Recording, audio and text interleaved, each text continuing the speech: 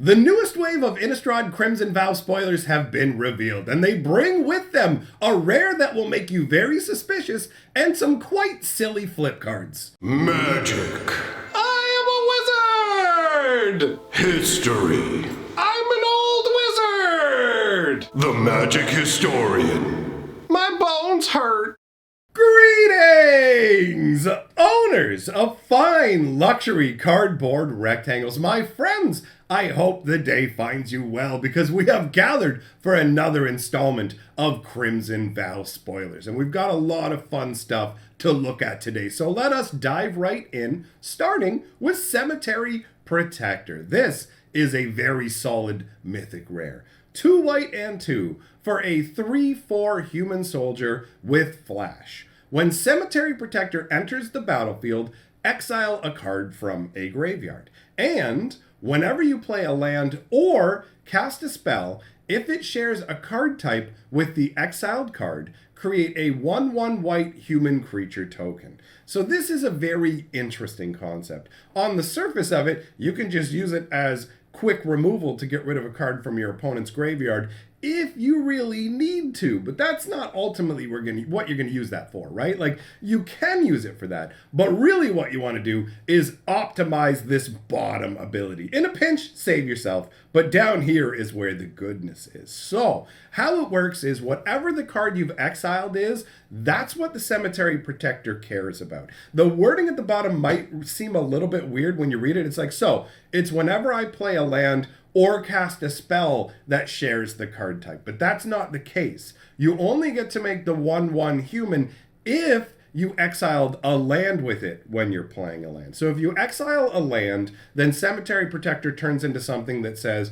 whenever you play a land, then you get to basically make a 1/1. Otherwise, it's going to care specifically about the card type. So you can do it with enchantments, you can do it with planeswalkers. Creatures feel like a really good choice in terms of this because there's usually going to be tons of creatures kicking around. Or if you move into older formats, you can get really tricky and you can use that green land that's both a basic land, not a basic land, but a forest, and a creature, right? So you can just be like, boom, here we go. I've got a land and a creature all in one. Cemetery Protector will hook me up whenever I cast a creature or whenever I lay a land. But ultimately, this is a nice little package. For 4 mana, the fact that you can do it on your opponent's turn before your turn to prepare yourself to make some 1/1s. And if you have a bunch of cheap spells, you're going to be able to make a bunch of little donks, right? It works really well for a white weenie concept. It fits in quite nicely, and nowadays we're seeing a lot of white cards that care about you playing like a second spell in a turn, so you've got a lot of stuff going on. So if you've got this keyed into the right type of cards,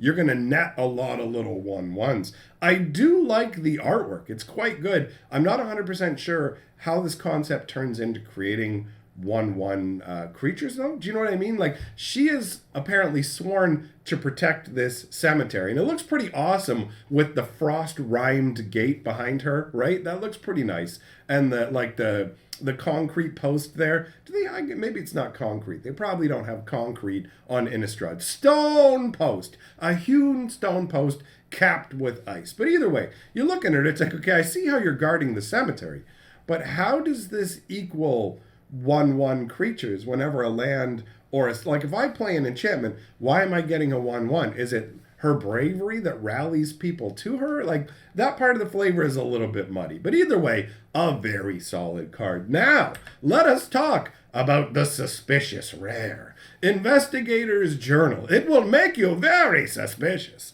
2 mana to cast. It's an artifact that also counts as a clue on its own. I didn't notice that at first. I was just like, okay, whatever. And then it's like, oh, wait a minute. It's actually similar to a clue token. So what does it do?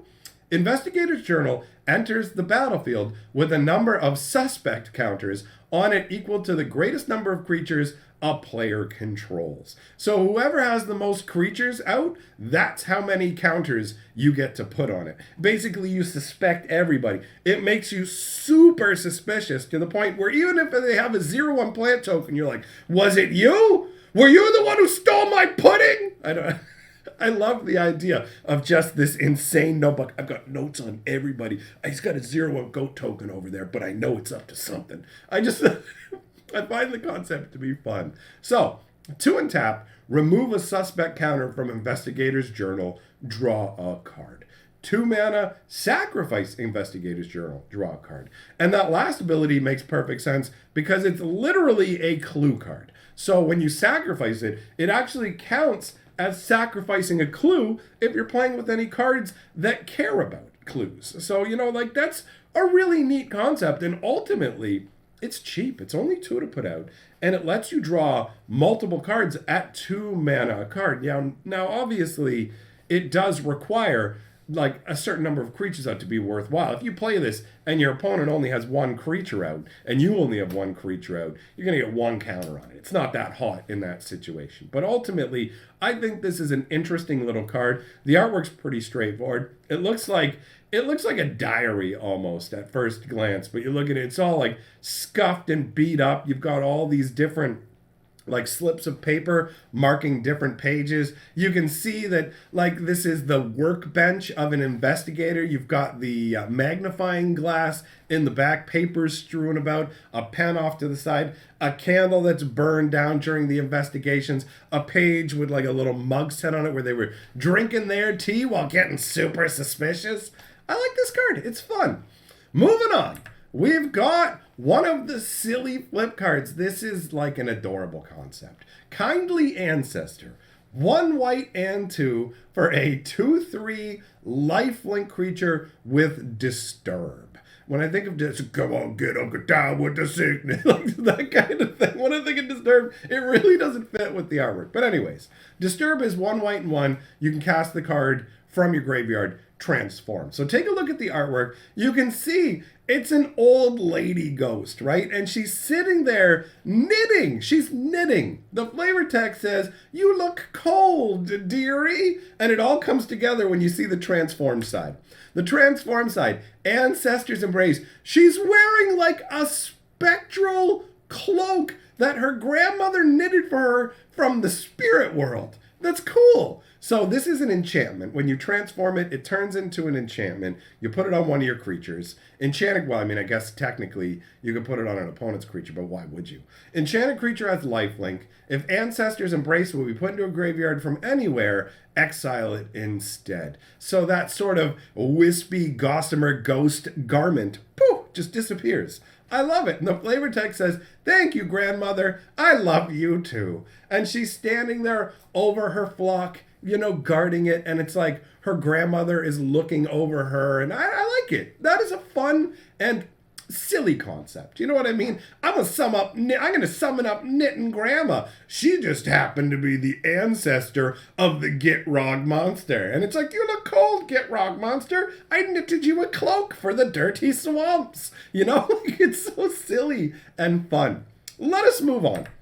We have another silly, not as silly, but silly fun flip card in the Biolume Egg. 1 blue and 2 for a 0/4 serpent egg. That artwork, depending on how you look at it, a little bit questionable. Anyways, the abilities. Defender. When Biolume Egg enters the battlefield, scry a 2. When you sacrifice Biolume Egg, return it to the battlefield transformed under its owner's control at the beginning of the next end step. So this just seems like a weird, silly card to me, right? I'm going to summon up an egg and you just grab it and throw it under the water. It's like, so long, leave it down there. And then whenever you sacrifice it, then it turns into the mighty serpent. So the flavor text says, "Serpents leave their eggs in the cold and inky depths." That's the first half.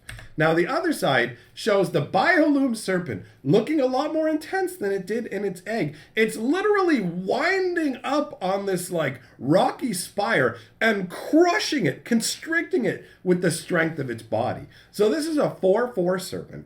Sack 2 islands, and it can't be blocked this turn. So it just crawls up out of the water and just surges across dry land. "I'm ready to wreck face." Look at that boat. Look at the boat that's down there, man. That's so intense. It's just in one mouthful. Boom. Entire crew gone.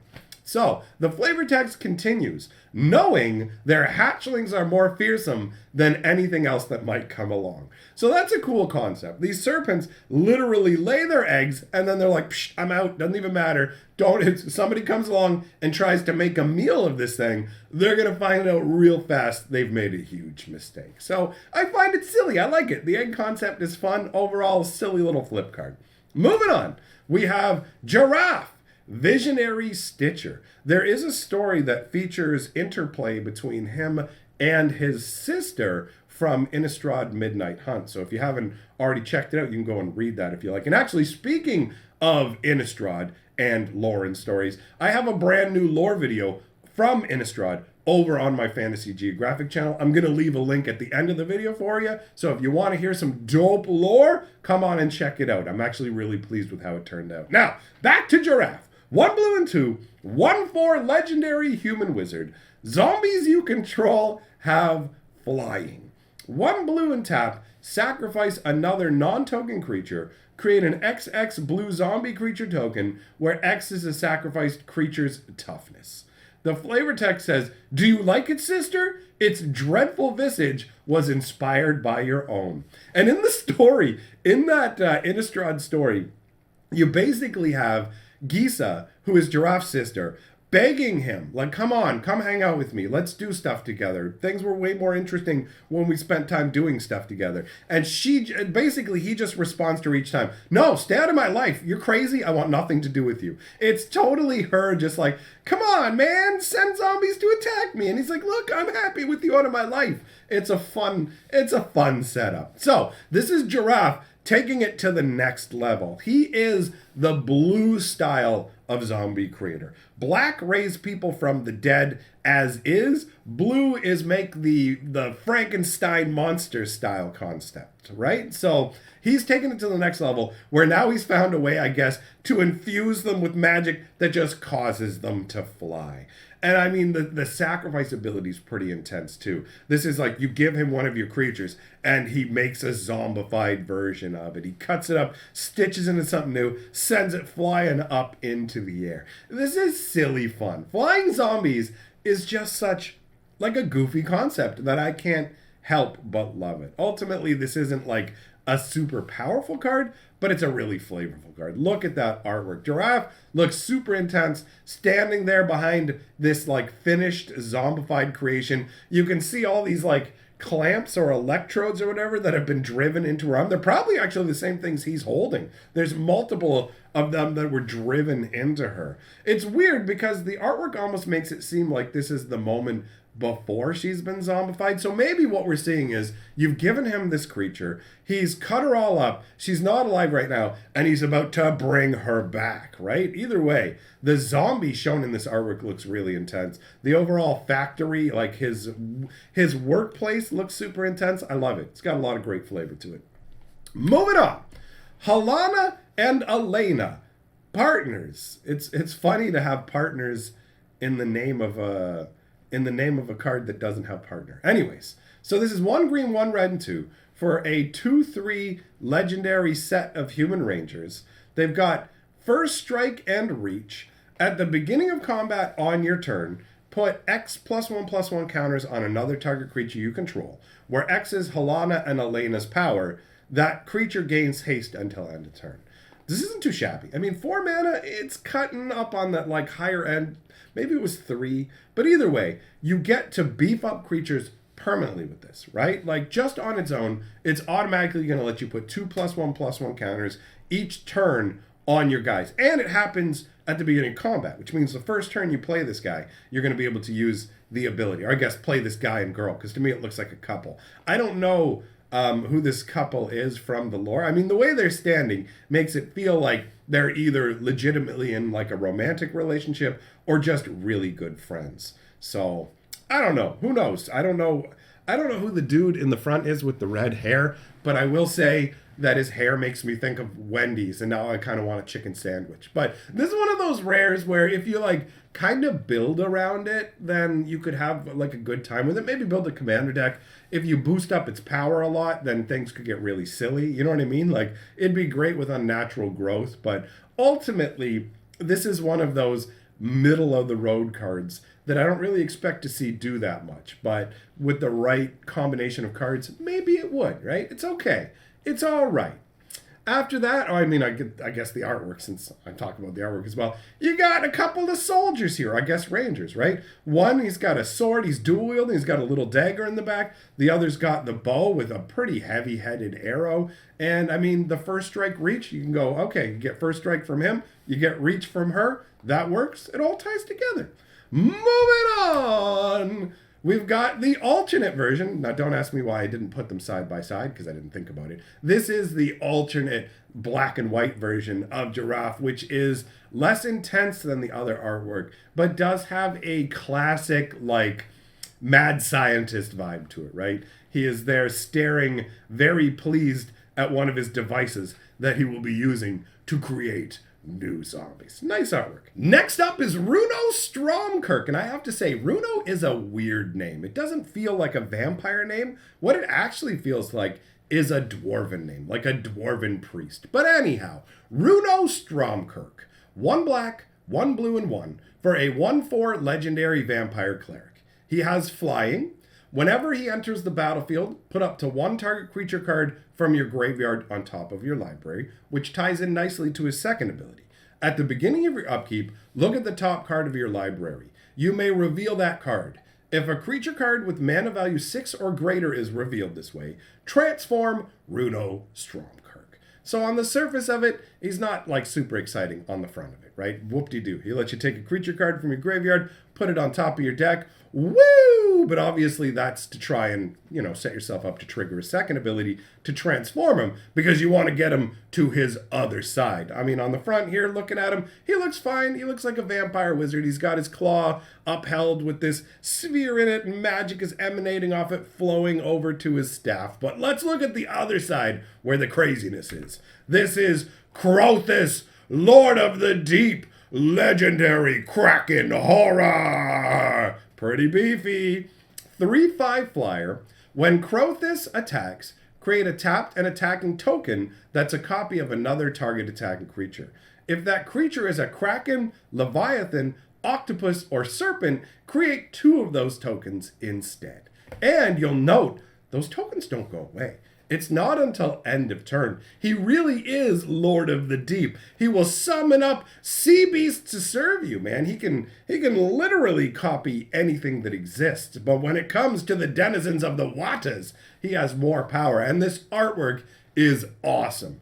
It is very high-level Cthulhu feel to it. You got the darkened skies and him just looming up like that. He looks way bigger than 3/5. This artwork to me screams 7/7, 8/8, some gigantic hulking bruiser. I love it. This is such a fun concept for a card, and it's so weird. I guess Runo must be messing around trying to bring him back from the depths. I like it. Moving on. We've got Tauren's Fist of the Angels. 1 white, 1 green, and 1 for a legendary human cleric who has training. And how training works is whenever you attack with a creature that has higher power than him, if he's attacking as well, gets a +1/+1 counter on him. And his other ability is whenever you cast a creature spell, create a 1/1 green and white human soldier creature token with training. So every time you cast a creature, you get a 1/1. And they all have training. And the thing about training is it triggers on all of them. Let's say you had 5 1/1 tokens and you attacked with them and Tauren's. Every single one of those tokens would have their training trigger. They would all get +1/+1 counters. So, on the surface of it, this looks like, you look at it and you go, all right, this seems okay. But I feel like in actual application, because of the training, it's probably going to be a lot stronger than it seems. This feels like a very potent card to me overall. And the artwork's great. Look at how intense Tauren's looks. He's the Fist of the Angels. He's charging down this alley with an old school mace that's shining with light. He looks so unstoppable. He kind of feels like he should have vigilance. The artwork gives that kind of a vibe. I would not want to have to face this guy down. And ultimately, because he has training, he just starts out as a 2/2. So this version of him in the artwork, he could already be 6/6. Look at that grim defiance in his face. He is going to fight back against the horrors of Innistrad. Absolutely love it. So that wraps up all the spoilers that we have today, my friends. Thanks for coming by. Big shout out to my patrons. And on the screen, you'll find a link to the newest Innistrad lore video. I encourage you to go watch it. It's a good time. Goodbye for now.